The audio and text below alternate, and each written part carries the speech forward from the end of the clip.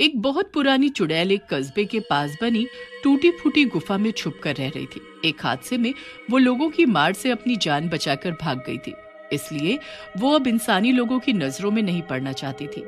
ठंड हो या गर्मी या बरसात, वो तभी गुफा के बाहर निकलती जब उसे लगता कि इंसानी लोग उस समय अपने घरों में ही होंगे। उसी बीच वो गुफा से निकलकर अपने जरूरी काम कर लिया करती थी और फिर लोगों के बाहर निकलने से पहले वापस अपनी गुफा के अंदर ही छुप जाती।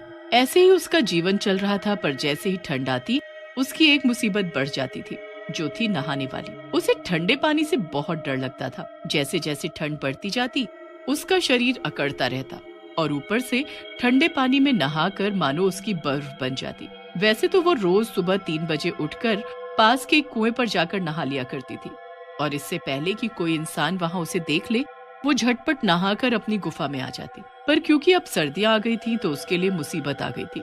रोज की तरह आज भी 3 बजे सुबह चुड़ैल कुएं पर नहाने जाती है। अरे बाप रे, कितनी ठंड पड़ रही है। मेरा तो मन ही नहीं होता नहाने का। लगता है जैसे कश्मीर शिमला सब यहीं उठकर आ गया हो। भगवान जाने ये इंसानी लोग कैसे रोज नहा लेते हैं, वो भी इतनी ठंड में। ना बाबा ना, मेरे बस की नहीं है रोज रोज नहाना। अब तो मेरा नहाने का मुहूर्त तभी निकलेगा जिस दिन धूप आएगी या फिर सीधा गर्मियां आएंगी तब। चुड़ैल नहाने के लिए कुएं के पास गई तो थी और उसने एक बाल्टी भरकर पानी भी निकाल लिया था, पर जैसे ही उसने ठंडे पानी से भरी बाल्टी में अपनी एक उंगली डुबोई, उसकी सिट्टी पिट्टी गुल हो गई। आज फिर वो बिना नहाए ही वापस अपनी गुफा में आ गई और ठंड से कुरकुराती हुई वापस अपनी रजाई में घुसकर सो गई। धूप सर पर चढ़ाती है। दोपहर के 12 बज जाते हैं, तब चुड़ैल की नींद भूख से खुलती है। अरे वाह, ये ठंड के मौसम में सौंधी सौंधी धूप की किरणें, कितना अच्छा लग रहा है। काश कि सुबह नहाने के वक्त भी धूप ऐसी ही रहा करे, पर ये तो हो ही नहीं सकता ना, क्योंकि सूरज तो अपने समय से ही निकलेगा और इस समय मैं बाहर जा नहीं सकती। ऊपर से भूख भी बहुत लग रही है। चलो कुछ खा लेती हूँ पहले। फिर चुड़ैल कुछ फल खाकर अपनी भूख शांत करती है और रात होने का इंतजार करने लगती है। क्या करूँ, मैं तो बोर होने लगी हूँ। रोज के रोज पूरा दिन गुफा में घुसे रहो। अब तो जब रात होगी और लोग अपने अपने घरों में सो रहे होंगे तभी मेरा बाहर जाना हो सकता है। इधर चिंटू की मम्मी चिंटू को 1 घंटे से आवाज लगा रही थी। अरे चिंटू, कब से पानी गर्म हो रहा है, आके नहा ले अब तो, या पूरा हफ्ता ऐसे ही निकालना है बिना नहाए। भगवान जाने कौन से ऐसे कर्म किए थे मैंने जो ऐसी निकम्मी औलाद मिली मुझे। अरे मम्मी, क्यों चीख रही हो? अभी 5 दिन ही तो हुए हैं बिना नहाए हुए। संडे तो नहीं आया ना वापस। नहा लूंगा मैं हफ्ता पूरा होने से पहले। इतना कहकर वो वापस अपने कमरे में रजाई में घुसकर फोन चलाने लगता है। फिर रात को, चलो अब तो 11 बज ही गए हैं। वैसे भी ठंड में इतनी देर कौन बाहर रहेगा अपनी कुल्फी जमाने को। चल के अब थोड़ा बाहर का नजारा देखा जाए। भूख भी तो मिटानी है अपनी, वरना फिर कल पूरा दिन गुफा में रहना पड़ेगा और वही फल घास फूस खाकर गुजर बसर करना पड़ेगा। छुपती छुपाती लोगों की नजरों से चुड़ैल सुनसान सड़क पर शिकार का इंतजार करने लगती है। वो देखती है कि एक साइकिल पर कोई जा रहा होता है। सर काला खटिया जाड़ा लगे, सर काला खटिया जाड़ा लगे, जाड़े में बलमा प्यारा लगे। हाय हाय, सर काला खटिया जाड़ा लगे। तभी चुड़ैल उसके सामने आ जाती है। ओहो, खटिया सरकानी है। चल आजा सरकाते हैं खटिया दोनों साथ में। और कहकर वो साइकिल वाले के चीथड़े चीथड़े कर देती है और उसका सारा खून पी जाती है और उसका मांस खाकर अपनी भूख मिटाती है। आह, कुछ तो गर्माहट आई और पेट भी भर गया। अब यहाँ ज्यादा देर रुकना सही नहीं, किसी ने देख लिया तो लेने के देने पड़ जाएंगे। और तुरंत चुड़ैल वहाँ से रफू चक्कर हो जाती है। फिर सुबह के 3 बजते हैं और चुड़ैल जैसे तैसे हिम्मत करके कुएं पर नहाने जाती है, पर ठंडे ठंडे पानी को छूते ही उसका इरादा फिर बदल जाता है और वो बिना नहाए फिर से वापस आ जाती है। इसी तरह 1 महीना निकल गया। अरे अरे, इतनी खुजली क्यों हो रही है मुझे? ऐसा तो मैंने कुछ नहीं खाया कि मुझे एलर्जी हो जाए। कहीं ऐसा तो नहीं मैंने किसी खुजली वाले इंसान को अपना शिकार बना लिया हो? उसके खून की वजह से मुझे खुजली की एलर्जी हो गई हो। नहीं नहीं, ऐसे में मैं कहाँ जाऊंगी, डॉक्टर पर जा नहीं सकती और दवाई मुझे पता नहीं है, क्या करूं। हाय राम, खुजा खुजा के हालत खराब हुए जा रही है। 1 महीना हो गया था चुड़ैल को बिना नहाए, जिसकी वजह से उसके पूरे शरीर पर खुजली होने लगी थी। पर चुड़ैल को अंदाजा ही नहीं था कि ना नहाने की वजह से उसके शरीर पर गंदगी से कीटाणु पैदा हो गए थे, जिसकी वजह से उसे इतनी खुजली हो रही थी। इधर कुएं के पास वाले घर में ममता और लाला खाना खा रहे थे कि तभी ममता नाक सिकोड़ते हुए बोलती है, अरे क्या आपको भी ये गंध आ रही है? या मुझे ही आ रही है सिर्फ? गंध? कैसी गंध? मुझे तो नहीं आ रही। हाँ, तुम्हें क्यों आएगी?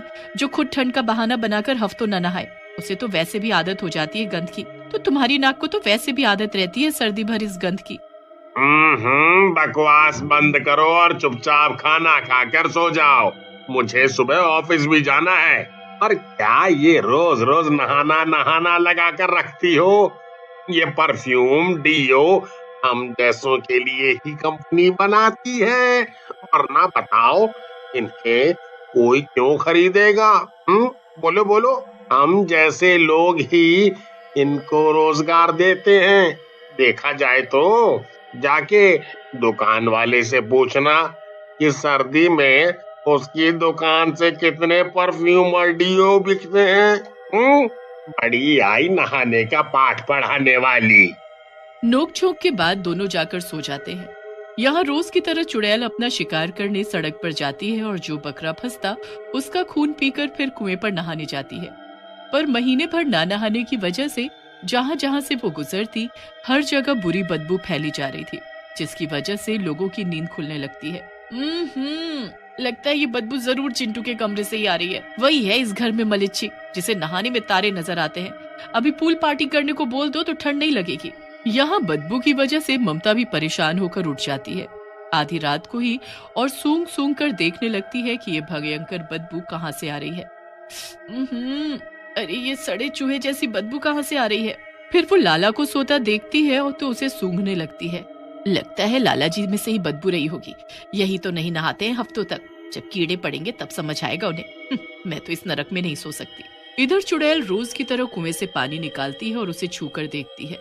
अरे बाप रे, लगता है जैसे शरीर में करंट दौड़ गया हो। कितना बर्फीला पानी है।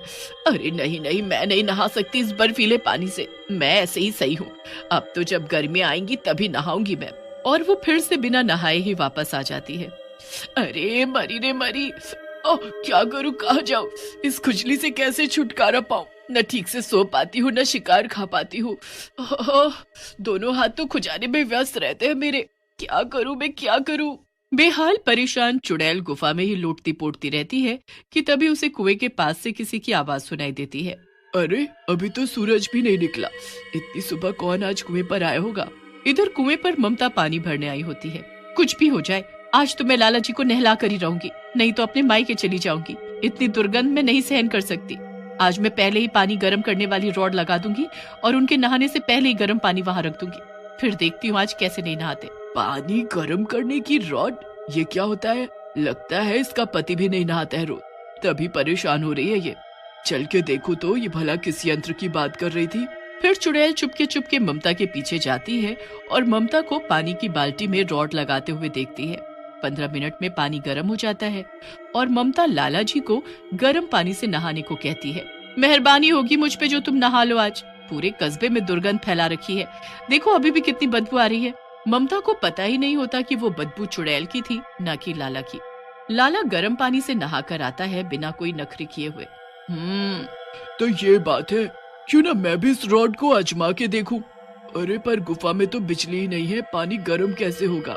फिर चुड़ैल किसी तरह ममता के घर में ही उसी रॉड से पानी गर्म करती है और गर्म पानी की बाल्टी लेकर गुफा में आ जाती है।